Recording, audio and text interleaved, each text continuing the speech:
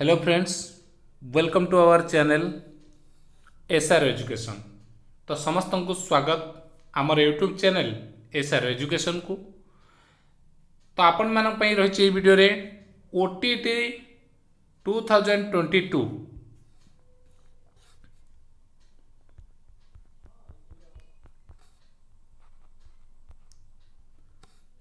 Preparation एवं कौन रहिबो तार सिलेबस एवं कौन परिवर्तन हेबार आशा करा जाउछि जाकि 2022 रो सिलेबस रे एवं यही चैनल रे हमर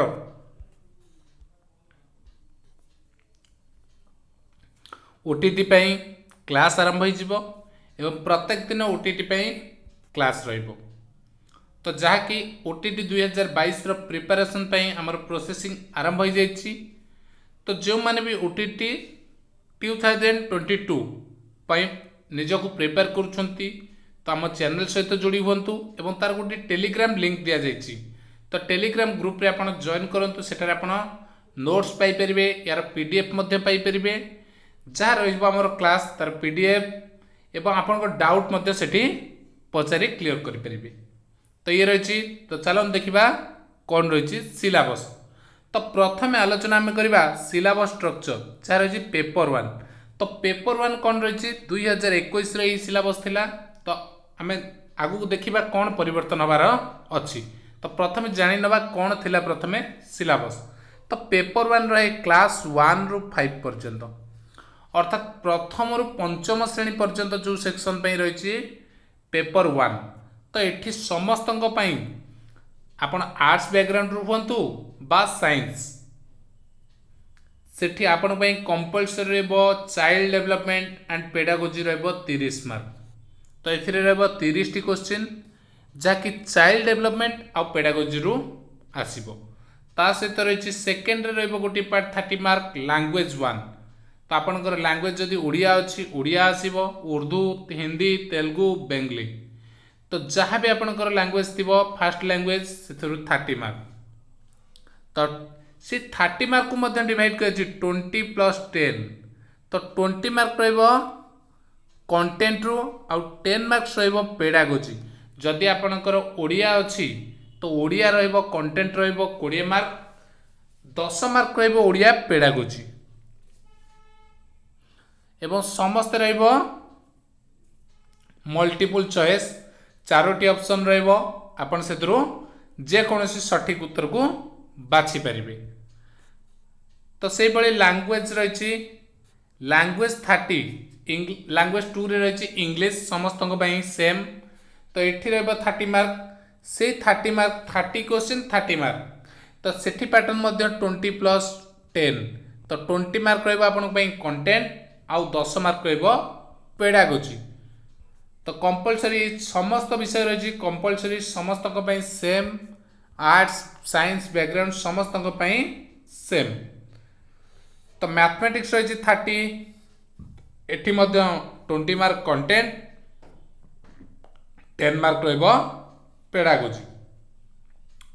तो लास्ट रही एनवायरनमेंट स्टडीज, से 20 मार्क कंटेंट एवं 10 मार्क पेडागोजी। तो ये रहा टोटाल आपण 150 मार्क सिलेबस जहाँकि रही पेपर वन। तो 150 मार्क सिलेबस पेपर वन पे ये 2021 मसीह यही सिलेबस थिला। ओटीटी जहाँ भी कंटेंट कंटिन्यू चली ओटीटी यही सिलेबस थिला। तो आशा करा जाउछि कौन परिवर्तन।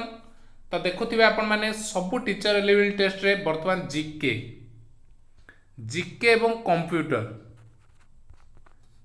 एवं कंप्यूटर क्वेश्चन सब टीचर एलिजिबल टेस्ट रे आसुची। जेमति कि आपण देखिथिबे ओएसटीटी हो अर्थात सीएसटी, मात्र ओएसटीटी ओएसटीटी।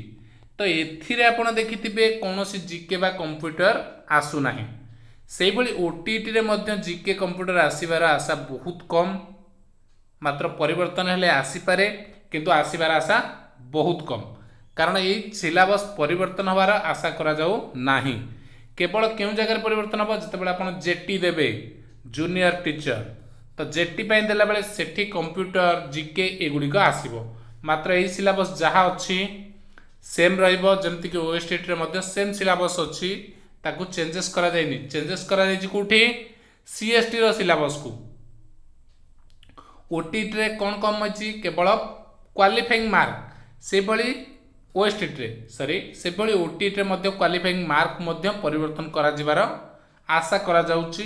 तो आगामी समय रे नोटिफिकेशन आसी जिवो तो सेते बेले क्वालिफिकेशन केते मार्क जमते 35% रखा जायछि ओएसटीटी रे से भली ओटीटी रे मध्य 35% ओबीसी कैटेगरी बा रिजर्व कैटेगरी एवं 50%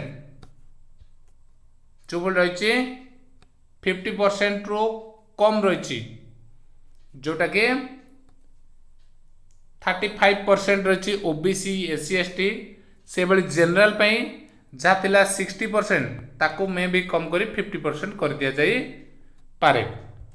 तो नेक्स्ट देखिबा पेपर 2 रो सिलेबस। तो पेपर 2 रो कोन रही सिलेबस तो देखंतु प्रथम रही कंपलसरी सब्जेक्ट। तो आपण आर्ट्स साइंस जो बैकग्राउंड रुहतु एतिक रहबा आपण पई कंपलसरी। तो एथिरे चाइल्ड डेवलपमेंट ऑफ पेडागोजी रहबो 30 मार्क रो अर्थात 30 क्वेश्चन।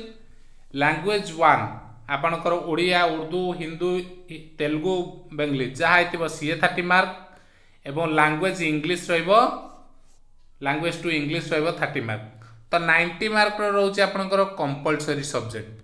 आर्ट्स साइंस उभय पाई 90 मार्क रहउची कंपलसरी सब्जेक्ट। तो नेक्स्ट रहउची जो 60 मार्क से रहला ऑप्शनल। तो देखंतु ऑप्शनल रे कोन रहइबो ऑप्शनल रे रहउची 60 मार्क रहइबो प्रथम जे साइंस साइंस पई रहइबो मैथ और साइंस जो माने आर्ट्स बैकग्राउंड रो आउछंती सेमानक पई रहइबो सोशल स्टडी। तो एथिरे कोन रहइबो मैथ साइंस रे मैथ रो 30 साइंस रो 30 से भली मैथ जेतु 30 रहइबो साइंस रहइबो 30 पुणी यही पैटर्न भांगी हो मैथ रे 20 टी कंटेंट 10 टी पेडागोजी साइंस मध्य 20 टी कंटेंट 10 टी पेडागोजी से भली जो मानकर आर्ट्स रही। तो आर्ट्स पे देखंतु कोन रही 60 मार्क रु जो 30 mark history and political science आउ 30 मार्क रहइबो जियोग्राफी। तो हिस्ट्री जियोग्राफी रो से मध्य 30 मार्क जो रही गला ये 30 हिस्ट्री 30 जियोग्राफी 30। तो हिस्ट्री 30 को मध्य 20 मार्क कंटेंट 10 मार्क रहइबो पेडागोजी एठी मध्य से 10 प्लस 20 एई भली पैटर्न रे आपनकर क्वेश्चन आसीबो। तो ये रहिला सिलेबस।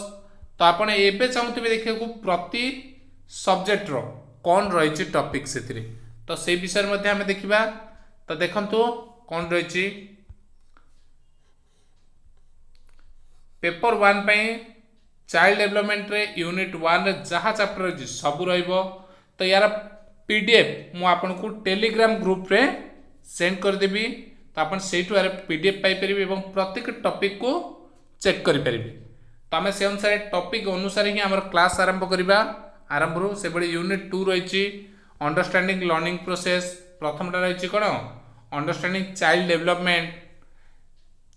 यूनिट 3 रही है कॉन्सेप्ट ऑफ इंक्लूसिव एजुकेशन।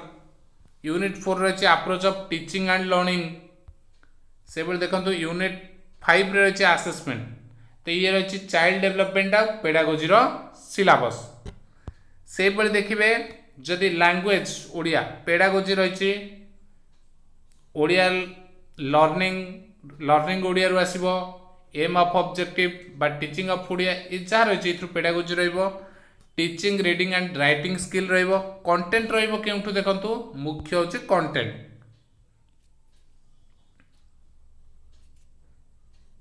आपन रहिबो एठी कोन कंप्रेशन रहिबो जोटी कि आपन को ताकू यूज करके आपन आंसर ही देबे। से बळी लैंग्वेज आइटम कोन रहिबो part of speech noun pronoun verb adverb जहाँ भी रही ग्रामेटिकली रहिबो। से भली आउ कोन रही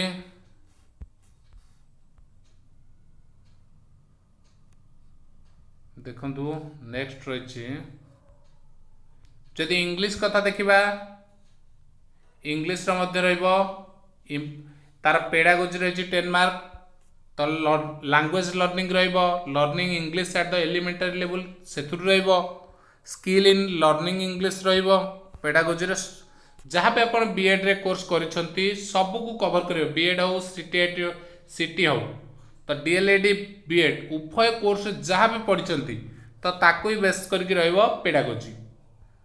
तो कंटेंट जहाँ रही से कम्प्रेhension रहिबो एवं लैंग्वेज आइटम्स रहिबो, अर्थात ग्रामर रहिबो 10 मार्क आ कम्प्रेhension रहिबो 10 मार्क, जोटा कि रहउछि गोटी हमर प्रोज आ गोटे पोएट्री ओडिया रे मध्य सेही भली रहिबो आपनकर क्वेश्चन। से भली देखंतु पेडागोजी मैथमेटिक्स रहिछि, मैथमेटिक्स एजुकेशन इन स्कूल्स से भली रहिछि, method of approach of teaching learning, सेमति साइंस रो सेही भली रहिबो असेसमेंट ऑफ साइंस जहाँ रहिछि।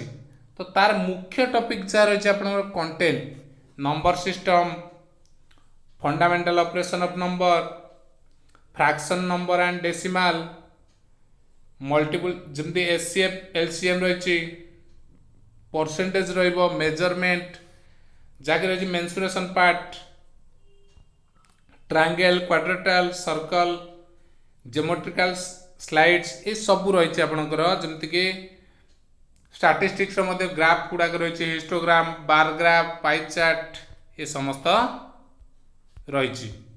से बेले देखंतु कौन रही पेडागोजी रे एनवायरनमेंट स्टडी पेपर 1 कथा देखुथिले आमे। तो पेपर 1 रे ये मध्य रही कॉन्सेप्ट गुड़िक,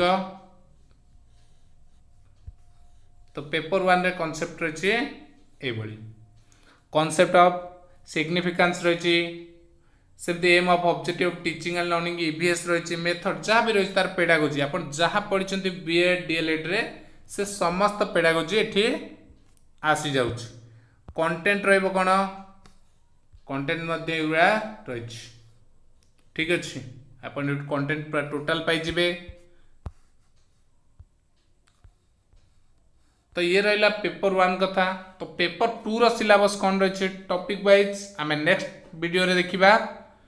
तो ये वीडियो रे आमे पेपर 1 विषय डिटेल्स जानिले, तो पेपर 2 रो जहाँ रही सब्जेक्ट वाइज कंटेंट आमे से विषय रे आलोचना करबा।